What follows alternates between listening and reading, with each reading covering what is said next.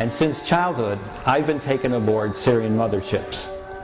The reason was to train me to become a representative and messenger for the Galactic Federation of Light and for the Sirian Star Nation.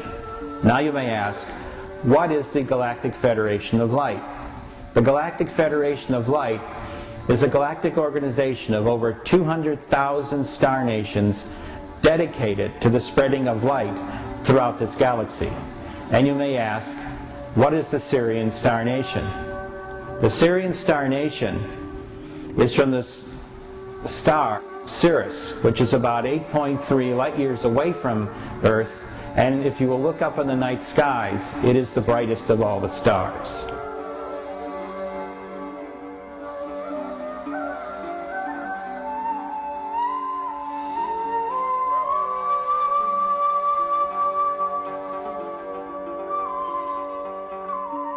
Who trained me?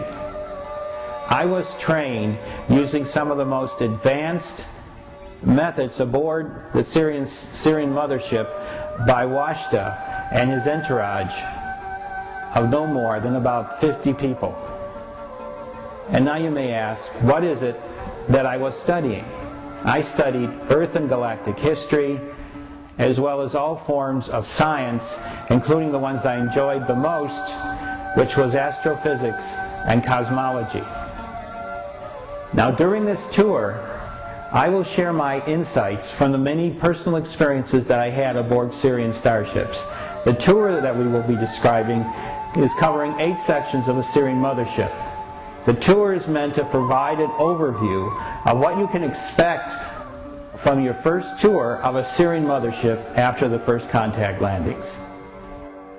Now the key to all of this is the Umakdan, or the symbol of creation.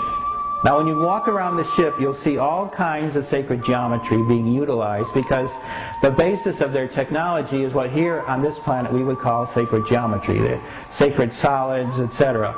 Now the Umakdan was the most sacred of all. And so they told me right from the beginning that the Umakdan is the Galactic Federation symbol for the Sirian star system. It is an intensely activational emblem. And I found that to be interesting, because what it did was it brought you always into a period of peace and a period of complete and unbelievable calmness and joy. They are shaped like balls and are usually between 100 feet and 300 feet in diameter. They enter and exit from the hangars located at the top and bottom of the mothership's bulging midsection. Now the ship itself is roughly 300 miles across and approximately 100 miles tall. So it is very big.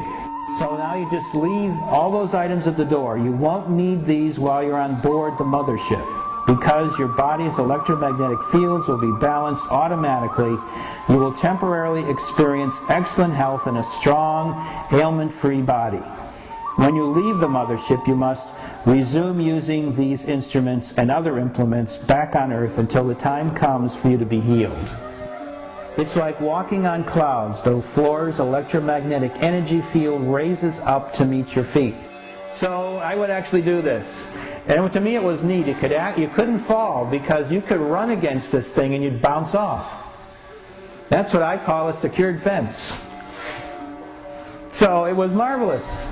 So I would look down and I would see these things. Like, if you think ants are small, you should see what they look like from a half mile up. One of the neat things about time on motherships is, because they have their own ability to vibrate in the time-space continuum at their own pace, time is different.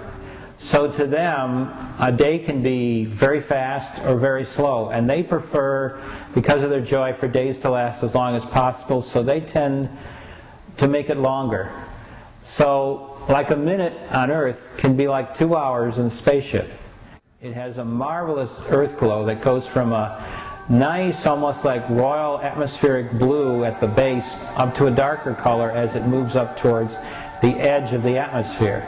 So what you see is this amazing glow. And one of the things that I used to love, and matter of fact the most important things But I used to love when they let me see the windows was to look at the planet and just see the glory and wonder and absolute mind-blowing beauty of planet Earth.